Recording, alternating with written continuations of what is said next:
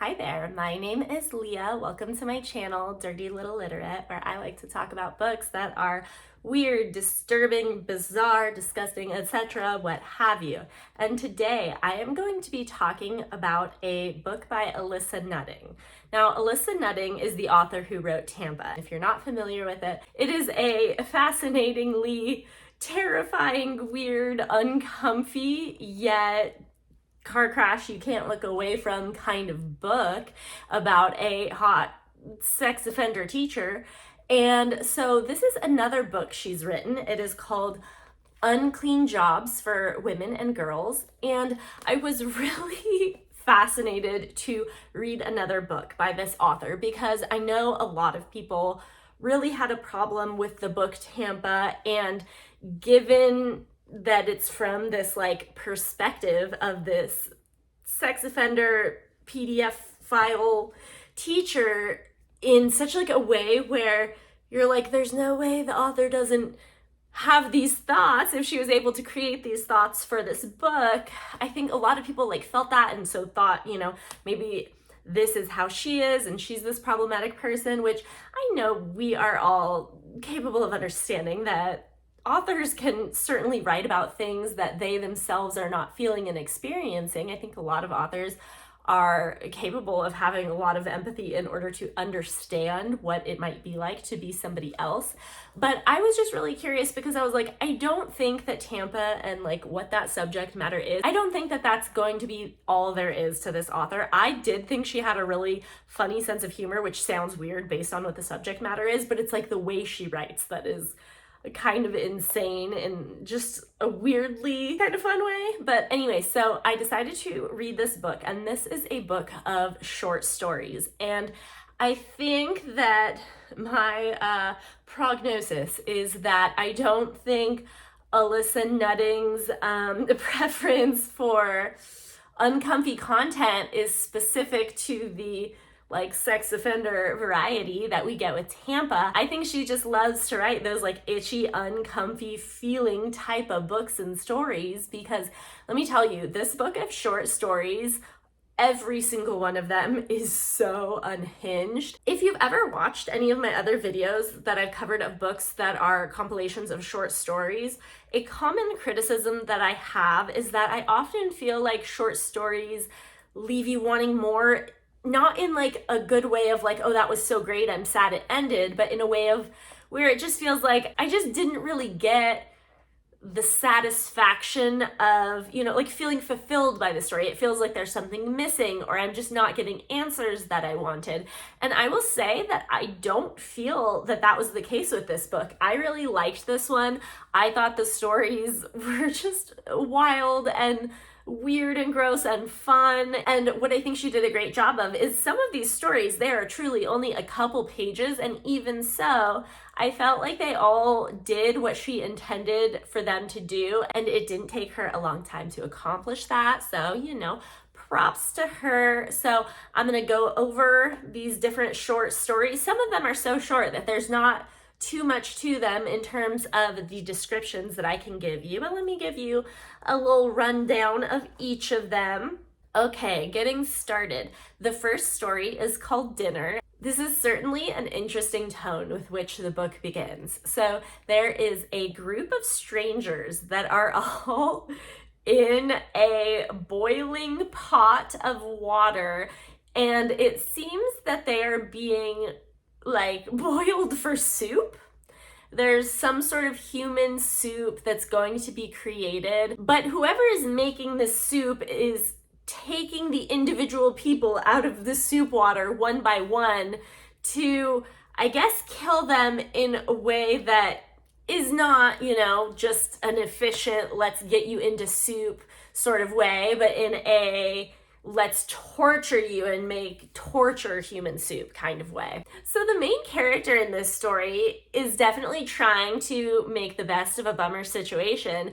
If you're going to be made into soup and your life is going to be ending any minute, you're like, shit, how do I live up the last few minutes of my dumb soupy life? So all the people in this soup are strangers to each other. So she just looks at one of the men next to her. She's just like, hey, I love you. And this man is like, oh my God, I love you too. I want to kiss you so softly, and just like starts spewing all this weird romantic stuff. And she's like, oh my gosh, my lover, this is amazing. I love this for us. And he loves it for them too. Meanwhile, there's an old man in the soup who is just consistently calling out random names, and they're seemingly meaningless. Eventually, just by happenstance, one of the names he calls out happens to be the name of one of the lovers. And then shortly after, he says the name of the other lover, and they're like, oh my gosh, we're meant to be. So this one ends, it's actually kind of cute because they're going to take her away to torture her before she gets turned into her final dead soup state. And the man, her newfound lover, is like, don't take her, take me. And she's like, oh, sweetie, stop. And the people are like, okay, we'll take you. And, you know, eventually it's going to be her turn to get killed as well. And so she just starts to imagine her fellow kettle mates. That's what she's calling them because they're boiling in the kettle with her. She's just picturing them all waiting for her with like forks and knives after she's like, you know, killed. And she's like, oh, as long as I know I'm not in it alone and everyone's excited to eat me, like, cool, great. And that's how that one ends. The next story is called Model's Assistant, and in this one, our main character is talking about how her best friend is a famous fashion model, and this fashion model is named Garla, and Garla is this fabulous entity. Anyone who is around her is just absolutely captivated by this woman. Not only is she drop dead gorgeous, but there's something about her persona and her energy that's just absolutely magnetic. And when she first meets Garla, it's at a party. So basically she was at a kind of lame party and someone at the party takes her to a slightly cooler party. At the slightly cooler party, she meets someone who takes her to a slightly cooler party. And it's like this weird never-ending cycle of she just keeps getting taken to slightly cooler parties by slightly cooler people that she meets at the parties. And eventually this ends at a party with really cool people, one of whom is Garla. And our main character is fucking hammered. She is super drunk, and she's drunk enough where she's just going to be completely transparent and honest because she has no awareness of how anything she's saying is coming off. And so high fashion model Garla is wearing some absurd avant-garde seeming dress, and she points to our main character like, you, what do you think? And our main character is like, looks like you're pregnant in the back. And Garla, for whatever reason, loves this. She loves that someone just gave her like the brutal, honest truth. And so she gets this like bedazzled cell phone and hands it to our main character and is like telling her like, this is for when I call you. And I will say everything that Garla says, like she doesn't usually include like articles in the sentence. It's like, this for when call you. Something like that. Oh God, what a crazy accent I'm using. Don't even listen, you didn't even hear. So she gives our main character the cell phone. It basically seems like she's on call as a new friend after literally only having said one sentence to this woman. So you would think, you know, a famous person is not just willy-nilly giving out cell phones to chit-chat with strangers, but Garla is. Garla has a lot of kind of weird idiosyncrasies and catchphrases. Anytime someone asks her where she's from, she's like, vodka, you know? And this happens multiple times. Every time she's talking to our main character, it doesn't seem like there's a whole lot of understanding of what each person is saying to each other. And Garla's just always saying, I bury you in tiny little grave. But apparently it sounds like something that she's expressing when she's feeling like our main character is being very endearing. It's kind of confusing. And eventually our main character, her quality of life is drastically improving because anytime she goes anywhere with Garla, she's getting all this free shit. Everyone is so awesome and amazing and fabulous and famous. And so her life is just kind of popping. So she's like, well, I'm basically already Garla's assistant because she does kind of do everything for her, but she's not getting paid. So she's like, you know what? I'm going to quit my job and tell Garla that I'm her assistant and that she can start paying me, but she doesn't even have to pay me that much. And so she's just like telling Garla she's hired basically.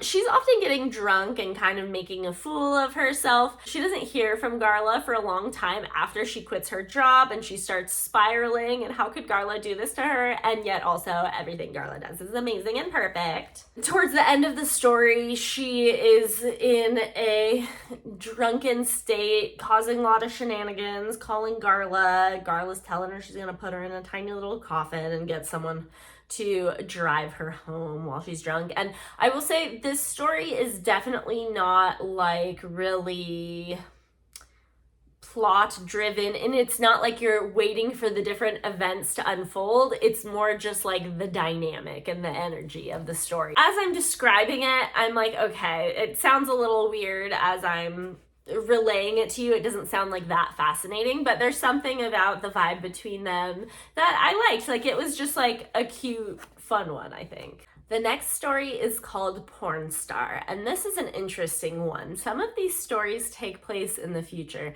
and in this specific story, we do have an element of space, we have an element of reality TV, and basically there's this porn star gal who is on this reality TV show, and this reality TV show is basically an eating competition where they have a few different men competing. The men are usually all really ugly and gross, and whoever wins gets to have anal sex with this porn star in space. And this anal sex in space is going to be broadcast on television. That's really the gist of the story. I don't feel like I need to really give you much more than that. Our porn star main character does talk about how, you know, occasionally they'll have like the kind of hot people casted, by which she means like the less disgusting looking people. And so like this round, it's like, oh wow, these really hot guys who are just not the actual fucking bottom of the barrel, but they're still pretty gnarly. And so, you know, one of the guys wins.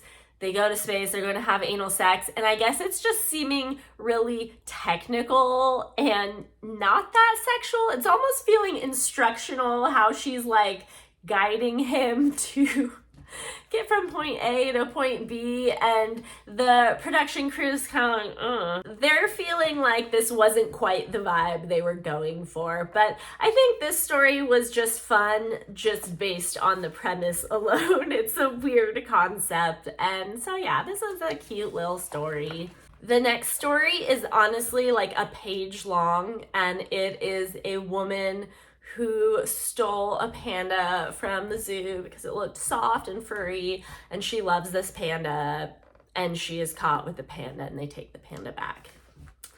You know, it's it's a one-page story. I don't know what more you want from me, okay? This next one is kind of wild. This one is called Band Leader's Girlfriend.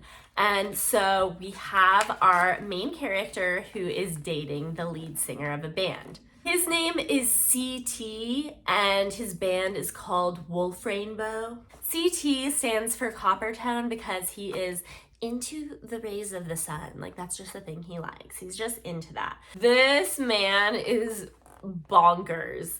Everything about him, hippy dippy is not even, you would not even begin to use that term to describe this man. He is so living on another planet. For example, when he met his girlfriend's sister for the first time at Thanksgiving, he said, "Mother of my love cub, I greet you," and then softly licks her face. He's just a fucking weirdo.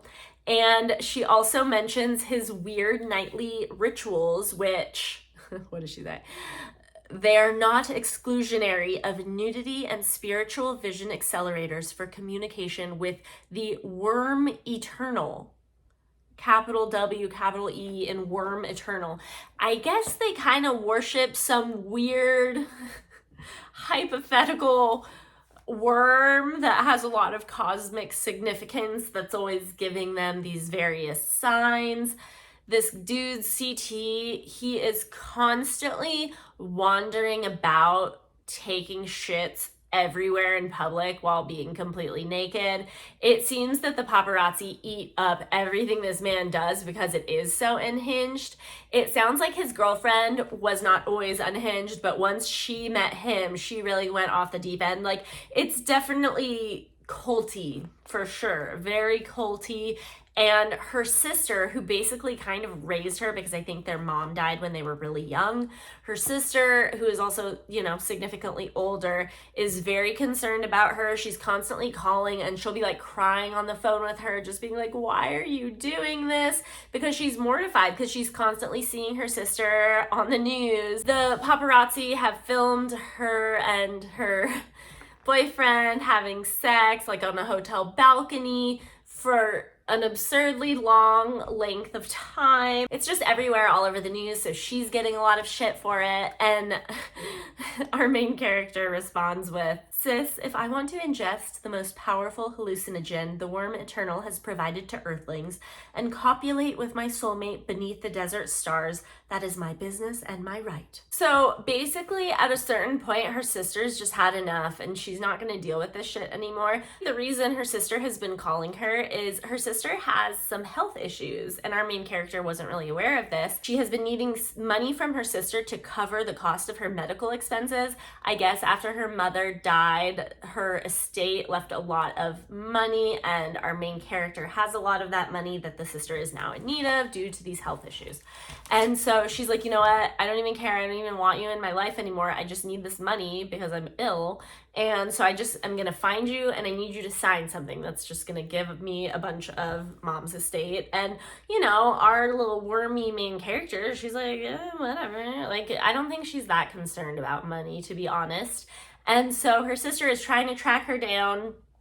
And, our main character is usually so high, I don't even know that she necessarily usually knows where she is. But eventually her sister is able to meet up with her at one of CT's concerts. And it's upsetting because the sister at one point is saying she doesn't feel well and she's asking for an Advil. And our main character sees this as a sign from the worm eternal that she should drug her sister. So she gives her sister some crazy drugs, thinking that this will be the last time that she can get her to see the light. And so her sister does, kind of enter into party gal mode, and she is super fucked up. And, at one point she starts taking off her clothes, and this is when our main character sees that she is now missing one of her breasts, because obviously she had to have a mastectomy because she must have breast cancer, and our main character was not aware of that. But basically, it's upsetting because one of the men who's like with the band, I feel that he is sexually assaulting the sister. She's like going along with it, but like she is so out of her mind on drugs that I don't think she would be okay with this otherwise. And then CT, the, main band member, our main character's boyfriend, also goes and joins in. So he and this other band member are both sexually assaulting our main character's sister, and our main character is just watching. She's just chilling and hanging out. She's totally fine that her man be getting with people all the time, because I'm sure the worm eternal is fine with that, I guess. But interestingly enough, after this, I guess this does kind of have the intended effect in that the sister's relationship starts to become repaired. And so our main character will go to her sister's medical appointments and like hold her hand through different treatments. And yeah, I guess, drugging your sister and having your boyfriend assault them is, I guess, the band-aid to put on your fractured relationship. All right, this next story is super bizarre. This one is called Ant Colony. And in this one, our main character is a very famous actress. And this is at some point in the future where apparently everyone has to agree to host some sort of organism on their body. So, a lot of people will do bugs, but like a lot of women were apparently getting breast implants that had fish inside of them. So you kind of have to be like a host to another organism. And this is because I think there's overcrowding on the planet. And so they're just trying to condense everything, I guess. And our main character, she's no basic bitch, so she wants to take a route that nobody has yet taken. She wants someone to go into her bones and like hollow out her bones and then put a bunch of ants in her bones. And every doctor that she is trying to get do this absolutely refuses. And apparently she is able to get her dentist to agree because he wants to fuck her. He thinks she's the hottest thing alive. And so he's like, yeah, baby, I will implant ants in you so hard. And so he does that. And so she's supposed to be going to all these regular appointments where she's having stuff put into her body that's meant to like feed the ants so that they don't feed on her body. And eventually it starts to become clear that she is having negative side effects from all the ants inside of her. And it seems that they have started to feed on her and they are not even touching the stuff that the dentist is putting in her that's meant to be food. And she starts feeling pretty anti herself. It's almost like she's able to start thinking like the ants are thinking and desiring what the ants are desiring. Come to find out, this dentist ass bitch has never been putting anything in her to feed the ants. When she first originally proposed this, he knew he was going to not do what he was telling her. He did put the ants in there, but is not feeding them. So basically they would kind of eat her alive. She is still in there. Like, she still looks like her, but her brain is now like an ant brain and she's willing to do whatever the ants want to do. And he just felt that she would be totally his and kind of totally compliant because her brain is barely functional at this point, and he just loves her so much that he just needs her to be fully colonized by ants so that she's kind of down for whatever. What would you do? What organism do you want to host? I do think the fish boob implant ones, like, that's such a fabulous idea, because my understanding is I think like the government is sponsoring the boob implants because they're requiring you to host another organism. So like, free boob job. I do think that's great, but I think I would feel guilty that the fish have such a limited amount of space. Like, I don't think the fish want to be in my boobs, but if they did, then that's definitely the route I would take. Really hard to want anything that isn't going to be a free boob job. So the next story is called Knife Thrower. And in this story, there is a grandmother who is telling her granddaughter to go up into this air vent because she is convinced they are being haunted by a ghost and that the ghost is in the air vent. Now, who are they being haunted by? She is absolutely sure it's her daughter, which means it's the granddaughter's mother. And she is thinking this because I guess this is a family of knife throwers. That's just what they be doing. And grandma accidentally killed her daughter via knife throwing, and then she made her granddaughter help her bury the body in the woods. So cute. Okay. So the daughter does go up into the air vent. She ends up seeing her mom's ghost, and it looks like it's oozing blood. And the mom's just like, oh, honey, good to see you. Like, they're kind of having a bonding moment. And they kind of agree, like, hey, let's fuck with grandma and, you know, let's keep the haunting going, perhaps. So the girl does not tell her grandma that she ended up seeing her mom in the air vent, but they're kind of just doing the little, like, putting their fingers together in a conspiratorial way, kind of be like, fuck this grandma. So that's this story, kind of a short one, nothing too crazy. Okay, I definitely thought this next story was a fascinating one. This one is called Delivery Woman, and this one also takes place in the future. And our delivery woman is actually an intergalactic delivery woman. So she's making deliveries up and about in space, and it's kind of a lonely job. She's just doing this on her own, and she starts doing some online dating. There's one man in particular that she ends up forming a very strong bond with, and his username is Fluid Transfer 69. So obviously super promising. She thinks they have this super crazy soul bond connection, and It's so wild because you will get snippets of their conversation and she's trying to talk about like the afterlife and do you think they'll always be together or whatever, and he's like, what would you suck right now if you were here?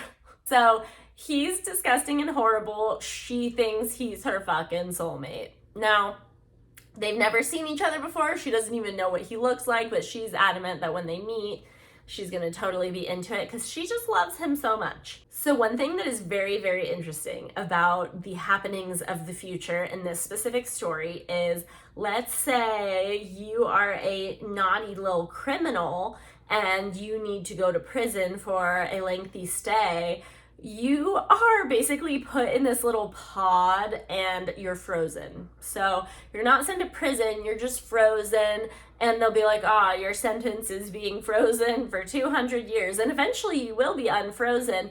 But this seems like kind of problematic because, you know, if you were to get a 200-year prison sentence, obviously you're never coming out again. But in this scenario, I guess after 200 years, you're out and about. So I'm not quite understanding the logic here. I do understand freezing people just so they are no longer a threat, but I don't know, y'all. Anyways, the reason this is relevant to the story is apparently something that happens is people be getting auctioned off while frozen in their little pods. And we find out our main character's mom was a super, super, super notorious criminal who may have accidentally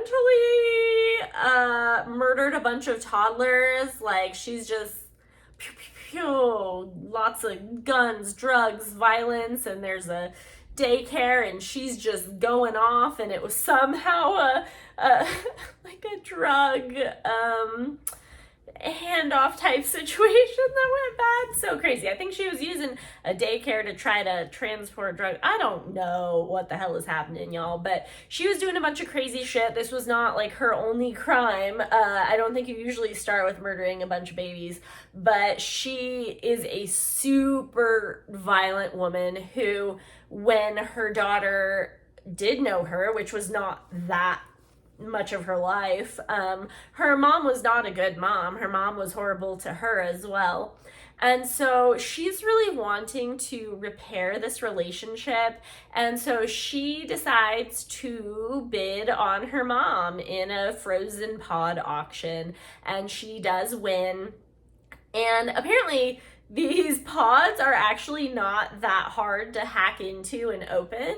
So she learns from her internet boyfriend, who she loves so much. He gives her some tips and tricks about how to open up her mama, which she does. And her mom fucking sucks. Her mom's such a bitch. She has nothing nice to say about her daughter. She's not at all grateful for the fact that her daughter just unfroze her, and she didn't have to. She could get in a lot of trouble for that.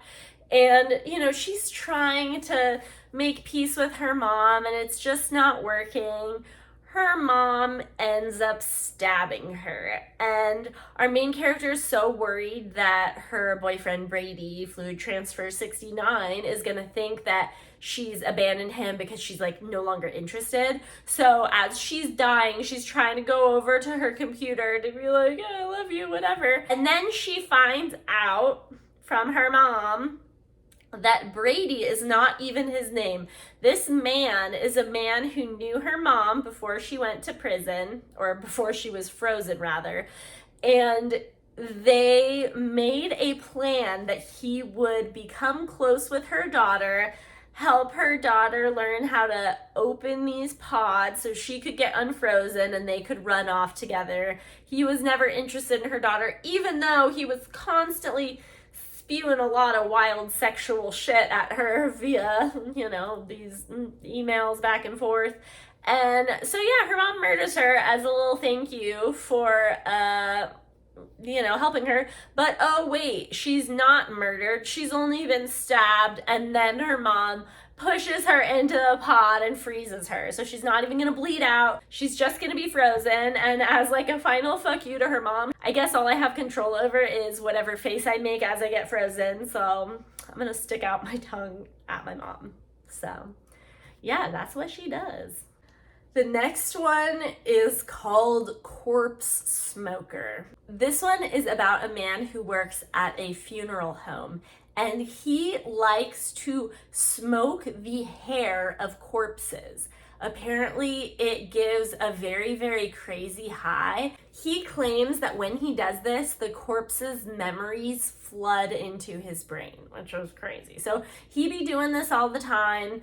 And our main character is a woman who's interested in him, and they be flirting, and she's like, well, what would happen if you did this with a live person's hair and not an embalmed dead person's hair? And he's like, oh, I don't know. And she wants him to try it, but it is a little nerve-wracking because, okay, if he does get access to her memories, is he gonna get all of it? Is he gonna know everything? And then maybe he's not gonna be interested in her anymore. But she has recently come out of a very, very, very toxic relationship, and he agrees to smoke her hair. And what's so interesting is apparently when he gets all of these memories, the person who is alive loses those memories.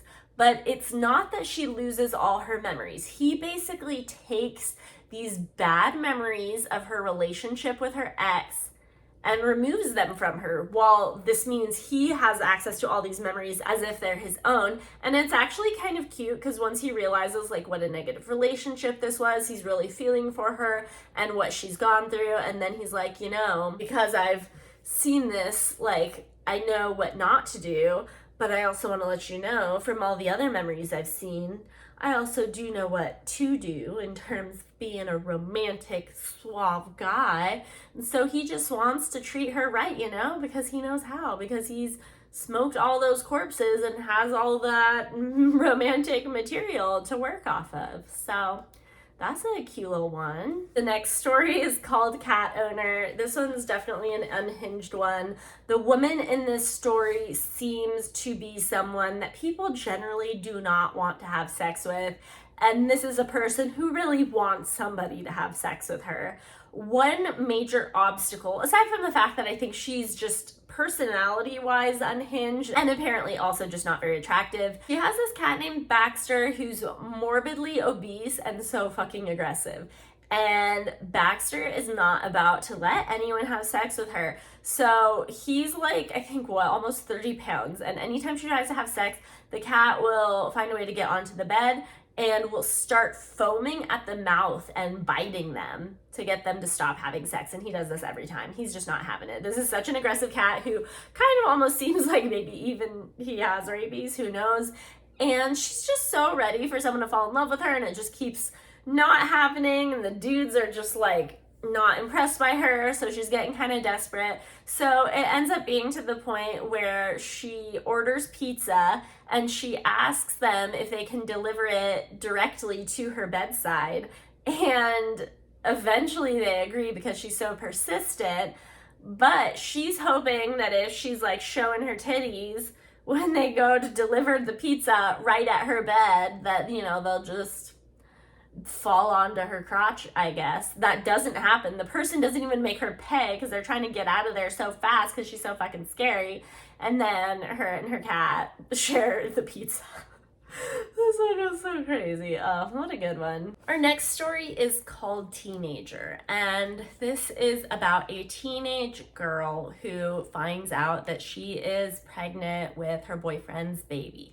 And she does not feel comfortable telling him, and she also intends to not have this baby. So she does get an abortion, unbeknownst to him, and she has her friend Krista in her life who's really, you know, there to support her, be her girl.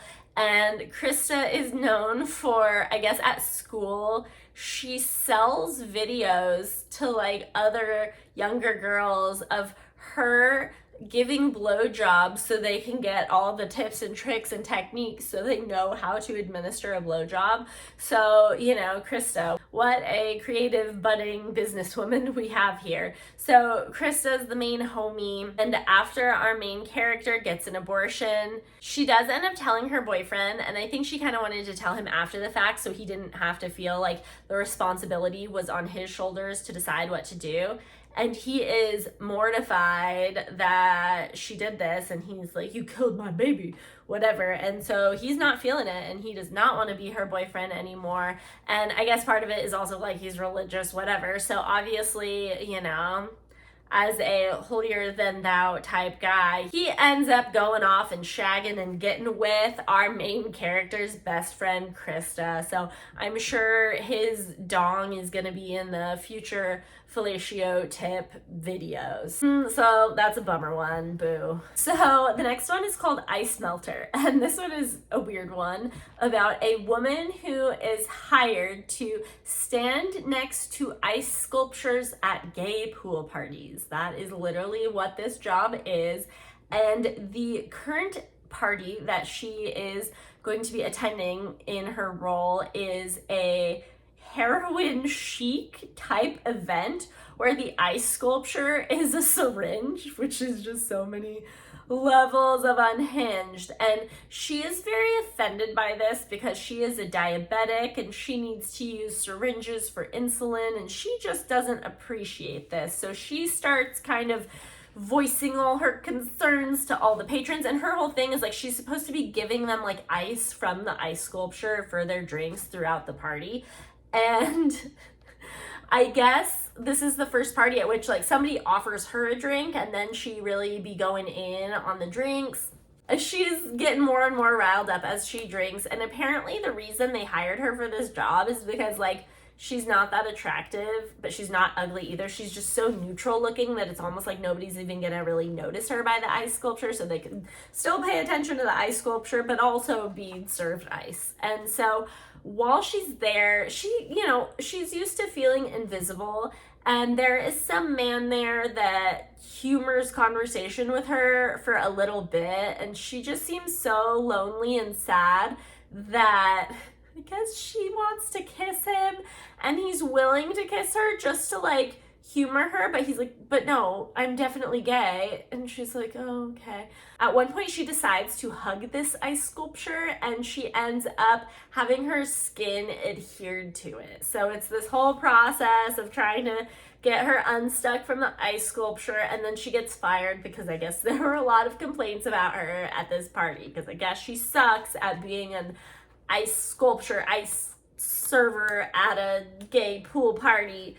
You know, that's not the career for her apparently, because she was so whiny about the syringe. So that's this story. So the next one is called Hellion, and this one is interesting because it is taking place in hell after you've died, and it's people who have, committed evil acts, but it's not exactly what you would think, because I guess it's so hot there that people are usually too lazy to be doing horrible things to each other. And apparently women in hell, if somebody tries to fuck with their boobs, some bubbling green liquid will start squirting out of them, and whoever it squirts onto, their skin will start blistering and boiling and whatever. And so I guess a lot of the like pervy, creepy dudes in hell are actually really, really nice and respectful of the women because they're so afraid of getting boiled and blistered from their scary green boob oil. Now, our main character has some interactions with the devil, and honestly, he seems like a gentleman if you ask me. And basically the story ends up with them fornicating, and it seems like they're having a cute, sweet time. I kind of like them together. The way the story ends is kind of like, they're kind of getting vulnerable, but he's kind of being like, okay, but don't take it too far. Like, we don't want one of us to get hurt. It's just like a very like weirdly respectful interaction. This one's just kind of a funny story. I don't know. The next story is called Alcoholic, and it is about a woman who is invited to this man's class reunion as his date. And as the title implies, this woman is an alcoholic. She decided to cut a tennis ball in half and put each half of the tennis ball on either boob, so she's looking a little more chesty for the class reunion. And obviously she's super schmammered at this event. She is super embarrassing and just like such a lush, and like everyone is embarrassed on her behalf, on this man's behalf. Find out that he's been telling people that she's his cousin because he doesn't want to be associated with her. But like right at the end of the story, he's like, I'm deciding if you're too much. So it seems like maybe he likes crazy and maybe he's kind of down for it. So that was just like, that one was maybe a 2-page story. So not a whole lot to it. It's just some of these shorter stories, it's more of the energy they give than the whole, plot. Okay. The next one is called Gardener, and this is about an older woman and her husband has not been showing any interest in having sex with her. And at this point, it's been a month, and it sounds like this is probably the longest they've ever gone without sex. But part of the reason why that's more significant is because she's been trying to have sex every single night. So the number of times she's getting rejected is kind of wild. And so she's really feeling it. She's feeling down in the dumps. Her confidence has taken a hit. And one day she's looking out into her yard, and she notices that her lawn gnomes are having sex, and it's really hot, and she's really into it. And from here on out, she keeps seeing different instances in which her lawn gnomes have sex. And sometimes if they see her looking, then they'll like turn back into gnomes, like frozen statue gnomes. But she has this one gnome in particular where she is just so drawn to him, and so it doesn't seem that she's able to have sex with the lawn gnome, but she would love to. But since it seems like it's not possible, she decides to start buying all of this yard decor, whether, it's a flamingo or a different gnome or whatever. And so he can have sex with this other yard decor. And she's like, but I know that like he knows his pleasure is coming from me since I bought this thing. So that's how they're connecting. And apparently this woman has very long, beautiful hair, and she has it in a braid. And one day this gnome like points at her braid and does like a scissor motion. And she's like, what? This gnome wants me to cut off my hair that I've been growing forever. But at this point, like, I don't know, she's obsessed with this gnome and will probably do whatever he tells her. So she cuts off her hair, and he wants it to be buried in the yard. And then after that, nothing happens. And she doesn't even continue to see him like having sex with other gnomes. And so she's distraught, thinking she just cut off all her hair and doesn't get to have her like connection with her gnome anymore. And then she notices outside there is a gnome, and it is her husband. Her husband has been turned into a lawn gnome, and she feels so horribly guilty because she didn't know that that's what burying her braid would do. So she runs into the house, and then on the bed is the lawn gnome, but now he's a human. And so now she's like, oh, well, I guess it's fine that my husband is a gnome, because now my gnome is a human and we're gonna bang it out. So cute little happy ending there. The next story is called Dancing Rat, and this one is about a woman who is on a children's TV show as a dancing rat. She's in this giant rat costume, and she works with these children actors who, they're all on the show together. And there's one girl in particular that's such a brat. She's like the most beautiful little girl in the world. She's perfect. Everything she does is so amazing, but she's like super rude. She'll always like figure out our main character's insecurities and really play on those. And simultaneously, our main character is concerned that she wants a baby, and her boyfriend haven't been able to get pregnant, but it doesn't seem like her boyfriend really has any interest in that. It's just that she's noticed that it hasn't happened. So it almost seems like, despite them not trying, it seems like maybe they're not trying to actively, and she's just like, okay, but why hasn't it happened then? And so she's sort of channeling all of her wishes to be a mother into this little girl, and kind of thinking like, oh, maybe if I can just have this weird, horrible, toxic relationship with this little girl where I sort of just let her demolish me, maybe that will somehow feed my urge to be a mom. And so it's just kind of a weird one. Like at some points, like one time her boyfriend comes onto the set and like they have sex in her dressing room, and then she goes out on stage in her rat costume and she's like talking about like how the semen is dripping out, and it's like on a child's show. So there's some weird shit happening with this one. And ultimately, I think she, ends up accepting her relationship with her boyfriend as it is, even if they don't end up having kids. It's, it's like a fine story. It's nothing, I don't know. This one, I'm not writing home about it, but it wasn't like bad. It was just like, yeah, okay.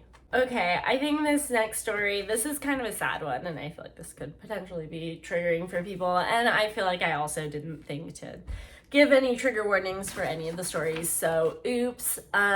This story is about a transgender woman who is dating this man named Gino, and she's so in love with Gino, and this is like the first healthy, happy relationship she's ever been in. She adores this man so much. He treats her really well, and he does not know that she was not born a woman, and she doesn't want him to think of her any differently, and she doesn't know if he would accept it or not. And he is a big bowling guy. He's really into bowling, and he starts to kind of do it like professionally, and I guess he ends up winning a good amount of money bowling. Now, one day when she is at home alone, she gets a knock on the door, and it is this man who she knew originally when she had not transitioned, and this man was there for every step of her transition. I guess they were in a relationship, but I don't know. He's almost kind of giving like pimp energy, like not in a good way. But he's like a very toxic, bad person, and is basically saying that if she doesn't give him $30,000, which is how much her boyfriend just won bowling, that he's going to tell her boyfriend that she was not born a woman. And so she cannot let that happen. And she knows that if she asked for the money and like made up some reason as to why she needed it, she knows her boyfriend would give it to her because he loves her. But she loves him so much that she doesn't want to lie to him.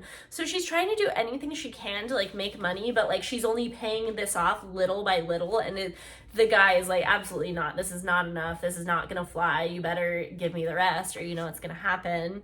One day they come home and they find that their dog has been strangled, and it's so sad. And obviously this guy's not fucking around. She is not able to get the money in time, and one day she finds that Gino is looking at her completely differently, and he's so upset, and she knows that he's been told. He was given a folder with like step-by-step pictures of like her transformation. Like she has photos of herself like during each stage, like when she started taking hormones and she had surgeries and all these things. And he is so upset. And so one thing that I have not yet mentioned is, so the bowling alley that he bowls at is called Pins and Pockets, but the word pockets has 3 K's in it. And Gino does not realize that this is a white supremacist bowling alley, which is fucking crazy. Our main character does realize that, but she's kind of trying to just keep her head down. She doesn't want any trouble. She doesn't want to draw any attention from these men. So she's just kind of like letting it be. She doesn't say anything to Gino, whatever. But after Gino finds out, he is so upset. He does not want anything to do with her, and she was really hoping that he loved her enough that he would understand, but he does not. He thinks it's horrible. And so she is kicked out. She's not living with him anymore, but she has a van, and she's been like staying outside the bowling alley in a van just so she can like, which this sounds a little creepy, but like so she can like watch him leave the bowling alley, whatever. And one day a bunch of the men from the bowling alley come up to her, and they are not treating her the way they used to treat her, because clearly Gino must have told him, and they end up murdering her. It's really sad. And like I guess like Gino's there and he watches it, and like she's like, yeah, he did me the kindness of like walking away so I didn't have to see him looking at it happening, and just knowing that he like was choosing not to do anything. Like I don't know, it's really sad because she really felt loved by him, and this is unfortunately a reality that a lot of transgender people have to live in, such fear of this type of violence. And yeah, this was just a sad, bleak one. That story was called She-Man, which I don't love that title. Not the best. This last story is called Magician, and it's a weird story to have as the last one in the book. The vibe is also kind of bleak. It's this woman whose brother has apparently lost his hand recently in an accident, but we don't know what happened. But he's very, very depressed. She goes to his apartment. She brings him a bird. She's hoping that like having a bird will make him happy or have something to live for or whatever it is. And he does not seem to want a bird and saying he hates it. And she's saying she'll take care of it at least for a while. And basically the whole story, she's thinking, okay, maybe if I can touch like his arm where there's no longer a hand, like if I can touch that little part, maybe that's just what he needs to like feel like, okay, this part of your body's okay, it's gonna be okay, whatever. So she's just thinking about touching that part of his body. And it's just a really quick story, and it's just kind of a bummery one. I don't love this one. I could certainly leave this story. Kind of not my favorite like vibe to end. Overall, I really liked this book. I know some of the stories might not sound as interesting as others. I think some of the concepts for some of them were pretty creative, especially like the kind of like space themed ones. Those were interesting. Overall, I just liked it. It's a quick read. It's a really quick book. It's under 200 pages. And I think overall, I am an Alissa Nutting fan. If you did like Tampa and that subject matter was not enough to put you off of this author, I would say read this one. Or maybe if that subject matter was too much, I feel like this one isn't, like it still has a lot of intense stuff, but I would say not as much as Tampa did. So maybe this one could be a little bit more doable for you. Thank you so much for watching, and I will hopefully see you next time. Bye.